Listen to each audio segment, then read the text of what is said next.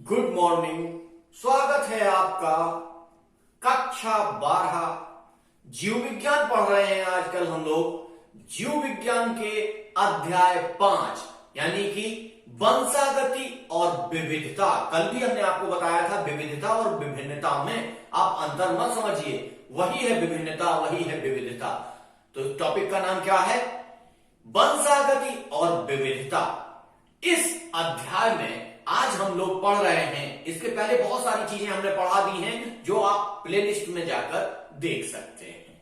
आज का टॉपिक हमारा है मनुष्य में गुणसूत्रीय विकार, यानी कि गुणसूत्रों की अनियमितता के कारण बहुत सारे विकार या बीमारियां मनुष्य में आ जाती हैं। वो कैसी होती हैं, इनको हम लोग आज देखेंगे।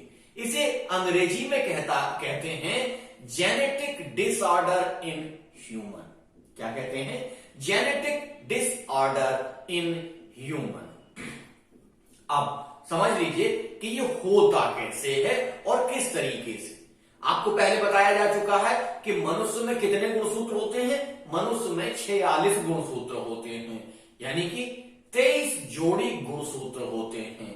23 जोड़ी यानी कि 46 गुणसूत्र। जब इन गुणसूत्रों की अधिकता हो जाती है, यानी कि एक गुणसूत्र इनमें अधिक हो जाता है या एक गुणसूत्र कम हो जाता है, कम या अधिकता के आधार पर ही इनमें विकार उत्पन्न होते हैं। और इस विकार उत्पन्न होने की स्थिति को ही क्या कहा जाता है? मनुष्य में गुणसूत्रीय विकार, यानी कि गुणसूत्रीय बीमारी या गुणसूत्रीय रोग। चलिए आज हम इनको देख लेते हैं।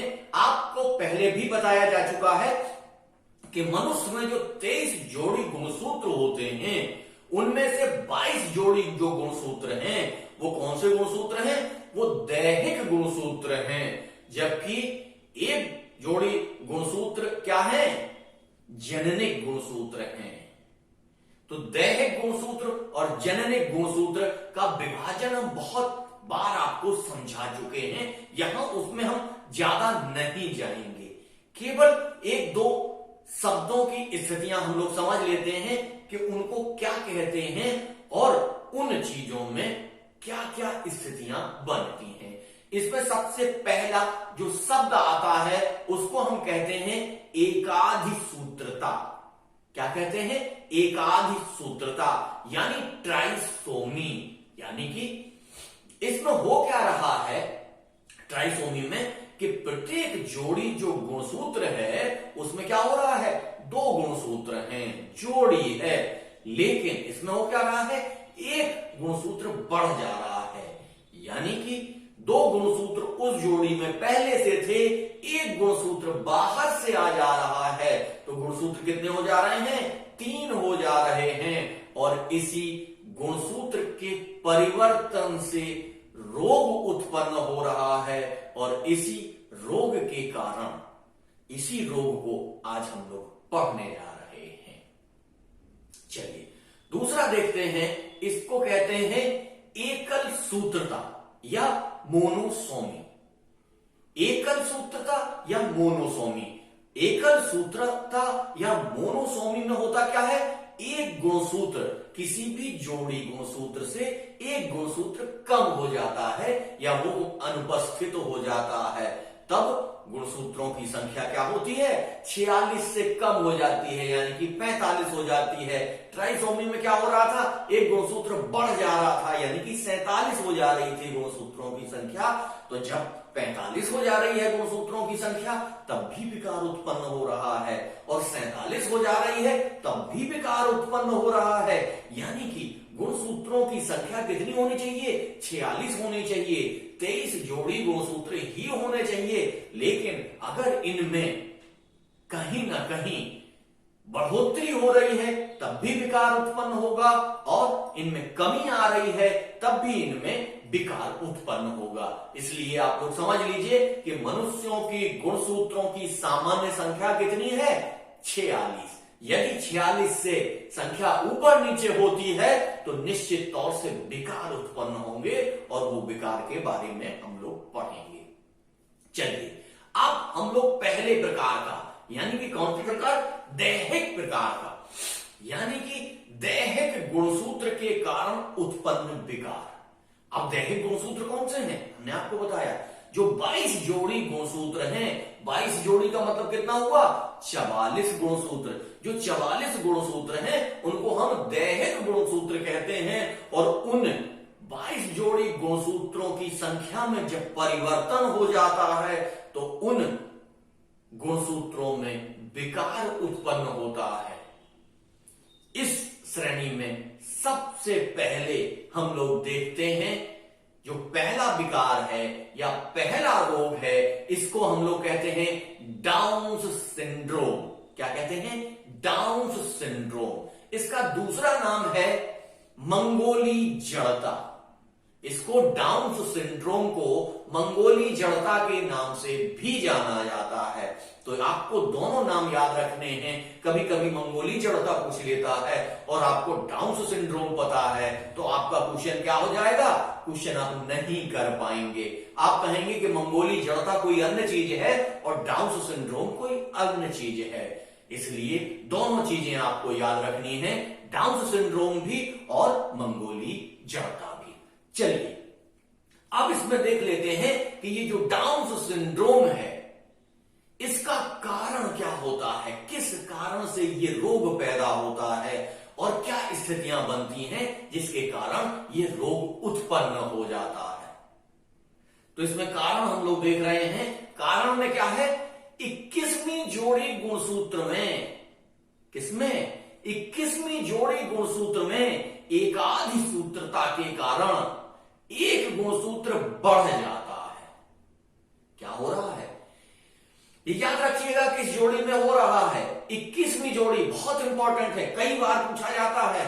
इंटर में शायद ना पूछा जाए लेकिन नीट में बहुत अधिक बार पूछा जाता है कि किस जोड़ी में ये रोग उत्पन्न होता है। तो ये 21वीं जोड़ी में उत्पन्न होता है और इसमें हो क्या रहा है? इसमें एकाधी सूत्रता पाई जा रही है, यानी ट्राइसोमी। एक गुणसूत्र बढ़ रहा है। ट्राइसोमी में क्या होता है? एक गुणसूत्र बढ़ जाता है। तो इसमें क्या हो रहा है?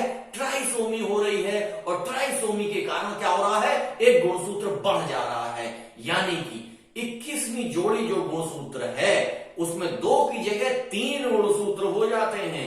जब ये 3 गुणसूत्र हो जाते हैं तो टोटल गुणसूत्रों की संख्या कितनी हो जाती है? 47 हो जाती है। और 47 हो जाने के पश्चात रोग उत्पन्न हो जाता है, विकार उत्पन्न हो जाता है, शरीर में कमियां आ जाती हैं। ठीक है, कारण हमने बता दिया। अब इसके लक्षण देख लेते हैं। कारण जरूर आपको सारे याद रखने पड़ेंगे। अगर आप कारण भूल जाएंगे तो आपके हाथ से ये क्वेश्चन चला जाएगा। और समझ लीजिए आज कितना कंपटीशन का युग है। यदि आपने एक साधारण क्वेश्चन गलत किया, देखिए यहां आपको एक नियम और बता देते हैं कि आपको सफलता पाने के लिए एक कठिन क्वेश्चन आपसे गलत हो जाए कोई दिक्कत नहीं, लेकिन सरल क्वेश्चन गलत नहीं होना चाहिए। अगर आप सरल क्वेश्चन गलत कर देते हैं तो आप लाखों लोगों से पीछे चले जाते हैं। इस कंपटीशन के दौर में आपको अगर सफलता पानी है तो आपको सरल क्वेश्चन को गलत नहीं करना है, किसी भी कीमत पर गलत नहीं करना है। इसलिए इस चीज को हमेशा ध्यान रखिएगा। चलिए अब देख लेते हैं कि डाउन सिंड्रोम का लक्षण क्या होता है। लक्षण यानी कि इसका लक्षण जो है मंगोलों की तरह, व्यक्ति कैसा हो जाता है? मंगोलों की तरह हो जाता है। अब मंगोलों की तरह कैसे हो जाएगा? यानी कि माथा चौड़ा हो जाता है, गर्दन छोटी हो जाती है और मानसिक रूप से अविकसित होता है। ये मानसिक रूप से क्या होता है? अविकसित होता है। ये कई किताबों में नपुंसकता भी लिखी मिलती है, लेकिन चूंकि ये दैहिक गुणसूत्र से हो रहा है इसलिए नपुंसकता को हम लोग वहां उतना महत्वपूर्ण नहीं समझते हैं। लेकिन चूंकि इसका मानसिक रूप बिगड़ रहा है, मस्तिष्क इसका काम नहीं कर रहा है, तो मस्तिष्क जब काम नहीं करेगा ठीक से तो वो नपुंसकता भी आ सकती है। इसमें सेक्सुअल गुणसूत्र का कोई महत्व नहीं है। क्योंकि मस्तिष्क काम नहीं करेगा तो वो हार्मोन्सों का स्राव नहीं होगा, जो हमने अध्याय 3 में आपको पढ़ाए हैं। अध्याय अगर आपको ने नहीं देखे हैं तो अध्याय 3 के जाके सारे वीडियो ठीक से देखिए और आपको तब समझ में आएगा कि क्या स्थितियां बनती हैं वहां पर। तो इसमें होता क्या है, चेहरा मंगोलों की तरह हो जाता है, यानी कि माथा चौड़ा हो जाता है, गर्दन छोटी हो जाती है और मानसिक रूप से ये अल्प विकसित रह जाता है, इसका मानसिक विकास नहीं होता है। अब इसको देख लेते हैं कि इसकी खोज किसने की थी। इस रोग की जो खोज है वो किसने की थी, लैंडन डाउन्स ने की थी। किसने, लैंडन डाउन्स ने। तो इसीलिए इसको कहा गया डाउन्स सिंड्रोम। तो इसका आपको खोजकर्ता भी पता चल गया। चलिए, ये सारी चीजें आपने देख ली। अब हम लोग इसमें दूसरे रोग की तरफ बढ़ते हैं। कौन से, किसमें, दैहिक गुणसूत्र के कारण उत्पन्न रोग हम लोग पढ़ रहे हैं। इन रोगों में जो दूसरा रोग आता है उसको हम कहते हैं एडवर्ड सिंड्रोम। कौन सा, एडवर्ड सिंड्रोम। एडवर्ड सिंड्रोम का लक्षण आप लोग देख लीजिए कि क्या लक्षण है इसके और क्या इसका कारण है। पहले हम लोग कारण देखते हैं। इसमें क्या होता है, एडवर्ड सिंड्रोम में क्या होता है, 18वीं जोड़ी गुणसूत्र में क्या होता है, 18वीं जोड़ी गुणसूत्र में एकाधी सूत्रता के कारण, आप देखिए डाउन सिंड्रोम में क्या हो रहा है, 21वीं जोड़ी में जो कार्य हो रहा है वही एडवर्ड सिंड्रोम में 18वीं जोड़ी में हो रहा है। 18वीं जोड़ी में 2 की जगह 3 गुणसूत्र आ जाते हैं और 3 गुणसूत्र आ जाते हैं तो टोटल कितने, 47 गुणसूत्र हो जाते हैं। और गुणसूत्र कितने होने चाहिए, 46 होने चाहिए। अब ये जो गुणसूत्र की अधिकता हो जाती है, यही गुणसूत्र की अधिकता विकार उत्पन्न करती है, रोग उत्पन्न करती है। तो इसके कारण जो रोग उत्पन्न होता है उसको कहते हैं हम एडवर्ड सिंड्रोम। अब इसके लक्षण हम लोग देख लेते हैं कि क्या क्या चीजें इसमें होती हैं। इसमें क्या होता है, विकृत सिर होता है, मतलब सिर जैसे होता है वैसा सिर नहीं होता है, इसमें विकृत होता है, उसकी आकृति वैसे नहीं होती है। गर्दन छोटी होती है, अंगूठा छोटा होता है और नाक चोंच की तरीके से आगे निकली होती है। नाक एकदम चोंच के तरीके से, जैसे आपने तोते की चोंच देखी होगी, तोते की चोंच की तरीके से एकदम आगे की तरफ बढ़ी होती है। और कान जो होते हैं वो नीचे की तरफ लटके हुए होते हैं। कान जो होते हैं वो क्या होते हैं, नीचे की तरफ लटके हुए होते हैं। अब ये कारण इसका हमने देख ही लिया। इस रोग को क्या कहते हैं, एडवर्ड सिंड्रोम। चलिए, अब इसका अगला रोग हम लोग देख लेते हैं, जिसको क्या कहते हैं, उसको कहते हैं पटाऊ सिंड्रोम। क्या कहते हैं, पटाऊ सिंड्रोम। पटाऊ सिंड्रोम में होता क्या है इसको हम लोग समझ लेते हैं। इसका कारण क्या है, इसका कारण क्या है, इसका कारण है कि 13वें गुणसूत्र में एकाधी सूत्रता के कारण कुल 47 गुणसूत्र हो जाते हैं। ठीक है, ये तो हमने समझ लिया। लेकिन अगर आपको एक एक चीज तोड़ के नहीं समझाएंगे तो आपको समझ में नहीं आएगी। 13वीं जोड़ी गुणसूत्र में कितने गुणसूत्र होने चाहिए, 2, और एकाधी सूत्रता हो रही है, यानी क्या हो रहा है, ट्राइसोमी हो रही है। तो एक गुणसूत्र इसमें क्या हो रहा है, बढ़ रहा है। जब एक गुणसूत्र यहां बढ़ जाएगा तो टोटल गुणसूत्र कितने हैं, 46 हैं। और यहां एक गुणसूत्र बढ़ा तो 46 में एक गुणसूत्र बढ़ा दीजिए, वहां पर कितने टोटल गुणसूत्र हो गए, वहां 47 गुणसूत्र हो गए। जब 47 गुणसूत्र हो गए तब क्या हुआ, विकार उत्पन्न हुआ। और विकार उत्पन्न जब हुआ तो उसको क्या कहा गया, उसको कहा गया पटाऊ सिंड्रोम। अब पटाऊ सिंड्रोम का एक बहुत अच्छा लक्षण है कि इसमें बहुत ज्यादा लक्षण आपको देखने को नहीं मिलते हैं। इसमें बच्चे जन्म से पूर्व ही समाप्त हो जाते हैं, यानी कि जन्म नहीं ले पाते हैं। और कुछ बच्चे जो जन्म लेते हैं वो जन्म लेते ही या उसके कुछ समय पश्चात ही समाप्त तो इसमें लक्षण बहुत सारे देखने को नहीं मिलते हैं, क्योंकि वो जीव ही समाप्त हो जाता है, लेकिन जितने समय तक वो जीवित रहता है उसी समय उसमें उत्पन्न कमियों के आधार पर उसमें रिसर्च की गई, उसमें खोज की गई, तब पता चला क्या कि ये पटाउ सिंड्रोम एक रोग उत्पन्न हो जाता है। और ये क्यों उत्पन्न हो जाता है? ये 13वें गुणसूत्र में एकादि सूत्रता के कारण उत्पन्न होता है। तो कई बार आपसे पूछ लिया जाता है कि पटाउ सिंड्रोम किस कारण उत्पन्न होता है। नीट में तो कई बार पूछ लिया जाता है, इंटर में भी पूछा जाता है, बोर्ड परीक्षा में भी पूछा जाता है। अब इसमें बहुत सारे रोग और भी हैं, लेकिन उनको ज्यादा पढ़ने की आवश्यकता यहां नहीं है, और अगर आपको पढ़ना है तो किताब में जाके आप देख लीजिए उनको।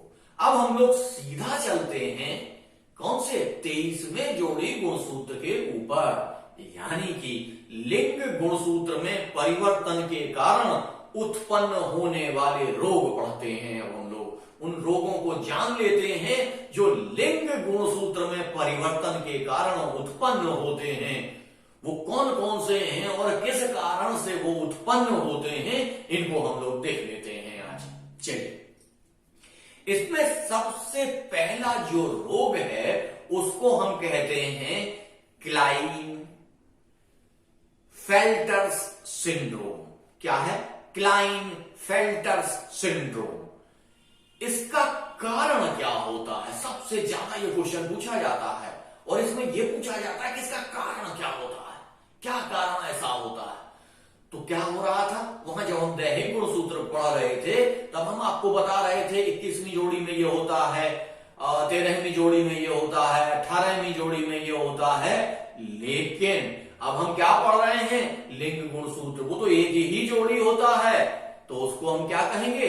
एक ही जोड़ी जब हो रहा है तो सीधा उसमें पढ़ लेते हैं कि इसमें क्या होता है, जो गुणसूत्र होता है वो एक बढ़ जाता है। क्या होता है? एक गुणसूत्र बढ़ जाता है। इसमें गुणसूत्र कैसे होते हैं? एक्स एक्स और एक्स, यानी कि एक्स एक्स और बाई। एक गुणसूत्र बढ़ जाता है बाई, तब कहा जाता है क्या? X x by. X x by हो जाने के कारण क्या हो रहा है? गुणसूत्र पुनः 47 हो जा रहे हैं, और 47 चूंकि गुणसूत्र हो जा रहे हैं तो ये क्या कर रहे हैं? ये रोग उत्पन्न कर रहे हैं। रोग उत्पन्न होने के कारण अव्यवस्था हो जा रही है समाज में। तो वो रोग कैसा होता है, कैसे चलता है, इसके लक्षण क्या होते हैं, चलिए इसको विस्तार से समझ लेते हैं क्या होता है। अब लक्षण इसमें क्या है? बाई गुणसूत्र। बाई गुणसूत्र एक्स्ट्रा आ गया, यानी कि महिला थी, महिला के साथ एक बाई गुणसूत्र और जुड़ गया। यानी कि आपको गुणसूत्र के बारे में बता दिया था हमने कि एक्स एक्स गुणसूत्र, जब दो गुणसूत्र होते हैं तब किसका जन्म होता है? मादा का जन्म होता है। और जब एक्स वाई गुणसूत्र होता है तब पुरुष का जन्म होता है। लेकिन यहां क्या हो रहा है? मादा के साथ एक वाई गुणसूत्र भी जुड़ गया, तो वो ठीक से ना मादा रही और ना ठीक से पुरुष हुआ। तो इसमें क्या होता है, इसको हम देख लेते हैं कि इसमें क्या होता है? मादा का जो शरीर होता है ये बलिष्ठ हो जाता है, ये पुरुषों के समान बड़ा हो जाता है। पुरुषों के समान ये बड़ा हो जाता है, बलिष्ठ हो जाता है। और जब पुरुष में ये स्थिति आती है, यानी एक्स वाई के साथ एक एक्स जुड़ जाता है, तब क्या होता है? पुरुषों का जो वृषण है वो अविकसित होता है। क्या होता है? पुरुष में ना तो पुरुष के गुण आ पाते हैं ना स्त्री के गुण आ पाते हैं। पुरुषों का जो वृषण है, जहां पर हमने क्या बताया था? नर युग्मक बनते हैं। नर युग्मक जहां बनने हैं वही पार्ट खराब होता है, अविकसित होता है, तो नर युग्मक उसमें नहीं बन पाते हैं। नर युग्मक नहीं बन पाते हैं तब क्या होता है? एक रोग उत्पन्न होता है जिसको हम कहते हैं नपुंसकता। तो पुरुष में नपुंसकता का रोग आ जाता है। कभी कभी पुरुषों में स्तन का विकास हो जाता है। क्या होता है? कभी कभी पुरुषों में इस तरीके के सिंड्रोम के कारण स्तन का विकास होता है, इसे क्या कहते हैं? गायनेकोमैस्टिया। क्या कहते हैं? गायनेकोमैस्टिया। एक रोग उत्पन्न हो जाता है जिसमें होता क्या है? इसमें पुरुषों के स्तन विकसित होने लग जाते हैं। मादाओं के तरीके से पुरुष में भी स्तन का विकास होने लग जाता है। इसको हम लोग क्या कहते हैं? Klinefelter syndrome. क्या कहते हैं? Klinefelter syndrome. कारण इसका हमने आपको बता दिया था कि X और Y के रूप में गुणसूत्र बढ़ जाते हैं। जहां 2 गुणसूत्र होने चाहिए वहां 3 गुणसूत्र हो जाते हैं, जिसके कारण ये रोग उत्पन्न हो जाता है। चलिए, अब लिंग गुणसूत्र में परिवर्तन के कारण हम लोग रोग पढ़ रहे हैं। इसमें दूसरा रोग जो है वो कौन सा होता है? उसको हम कहते हैं टर्नर्स सिंड्रोम। क्या कहते हैं? Turners syndrome. टर्नर्स सिंड्रोम में क्या होता है? क्या कारण है इसका? कारण इसमें देख लेते हैं। इसमें क्या होता है?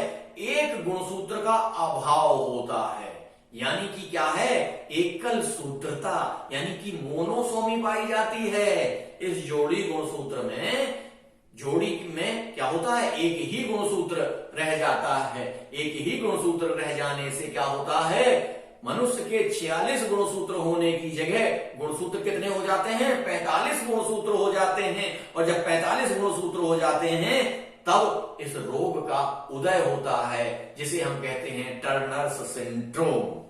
अब टर्नर्स सिंड्रोम के कारण क्या हो रहा है? यानी कि अगर मादा है तो उसमें एक एक्स रह जाएगा, पुरुष भी है तब भी एक एक्स रह जाएगा, यानी कि इसमें पुरुष और मादा नहीं होते हैं, इसमें केवल मादा ही होती है। ठीक है, इसमें एक एक्स कम रह जाता है। तो इस एक एक्स की कमी के कारण क्या होता है? जननांग अल्प विकसित रह जाते हैं।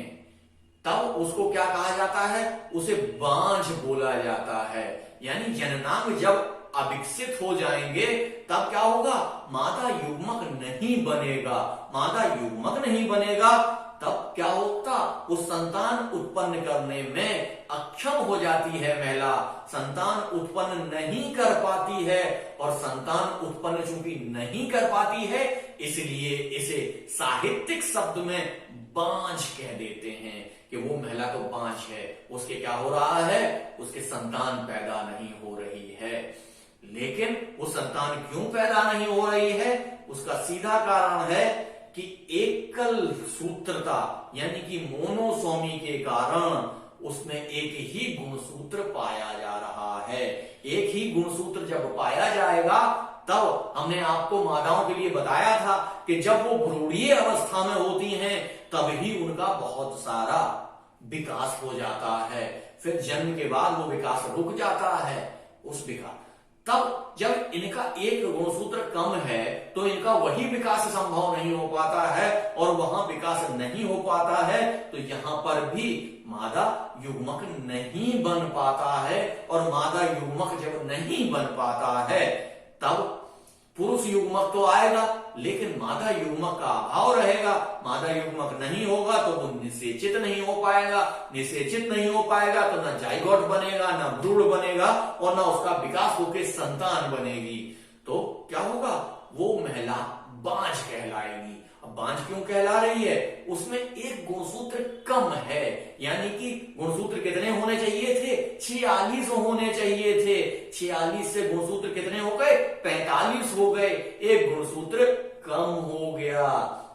तो आपको यहां देखना है कि इसमें 2 तरीके की चीजें हम लोग देख रहे हैं। एक तो हम लिंग गुणसूत्र के आधार पर भी देख रहे हैं, और दूसरा एकल सूत्रता भी यहां दिखाई दे रही है, मोनोसोमी भी यहां पर दिखाई दे रही है। तो जैसे हमने आपको पहले समझाया था कि कैसे एकाधी सूत्रता होती है और कैसे एकल सूत्रता होती है, ये सारी चीजें याद रखिएगा। कई बार 2 नंबर के क्वेश्चन में पूछ लिया जाता है कि एकल सूत्रता या ट्राइसोमी क्या होती है, और आपको लिखना पड़ जाता है। तो अगर ये कॉन्सेप्ट आपका क्लियर रहेगा तो आपको कभी कोई दिक्कत नहीं आएगी, और यदि आपका ये कॉन्सेप्ट क्लियर नहीं रहेगा तब आपको बहुत सारी दिक्कतें आ जाएंगी, और आप ये भागती हुई प्रतिस्पर्धा की दुनिया में आप लोगों से पीछे होते चले जाएंगे, और जीवन संघर्ष की स्थितियों में आपको अपने आप के ऊपर कभी कभी गिलानी भी महसूस होने लगेगी कि हमारे सारे दोस्त, हमारे सारे फ्रेंड, सारे सहपाठी हमसे आगे निकलते चले जा रहे हैं और हम आगे नहीं निकल पा रहे हैं। तब बहुत सारे रोग भी आपके अंदर उत्पन्न हो सकते हैं, लेकिन वहां उन रोगों की तरफ आज हम डिस्कस नहीं करेंगे। आज केवल और केवल यही रोग हम डिस्कस करेंगे। आज का टॉपिक, कई बार आप लोगों ने कहा कि टॉपिक बड़ा हो जाता है सर, तो इस टॉपिक को चूंकि इसीलिए हम छोटा करने लग गए हैं कि बहुत ज्यादा टॉपिक बढ़े ना और आपको समझ में आ जाए, तो आज का टॉपिक हम यहीं तक रखेंगे। लेकिन हाँ, एक इंपॉर्टेंट सूचना, जिन छात्रों ने, जिन स्टूडेंट्स ने हमारा चैनल सब्सक्राइब नहीं किया है तो प्लीज चैनल को सब्सक्राइब कर लीजिए। वीडियो अच्छा लग रहा है तो इसे लाइक करिए, इसे अपने अधिक से अधिक दोस्तों तक शेयर करिए और कमेंट करिए। कमेंट में क्या है, जो हमने आपसे क्वेश्चन पूछे, क्वेश्चन क्या है, क्वेश्चन लिखिए। नंबर 1 क्वेश्चन, दैहिक और लैंगिक गुणसूत्र कितने कितने होते हैं? दैहिक गुणसूत्र में कितनी जोड़ी होती है और लैंगिक गुणसूत्र में कितनी जोड़ी गुणसूत्र होते हैं? Number 2, Turner syndrome. Turner syndrome क्या है?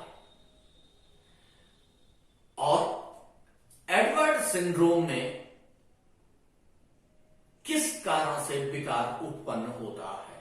बस ये 3 क्वेश्चन। ये क्वेश्चन के जवाब अगर आप देंगे तो आप ठीक से पढ़ेंगे, ठीक से स्थितियां आपकी क्लियर होंगी और आप अच्छे से अच्छा तैयार कर पाएंगे। ये सारे क्वेश्चन नीट में बहुत पूछे जाते हैं और आपके लिए बहुत सहायक होंगे। चलिए, आज का टॉपिक यहीं था। धन्यवाद।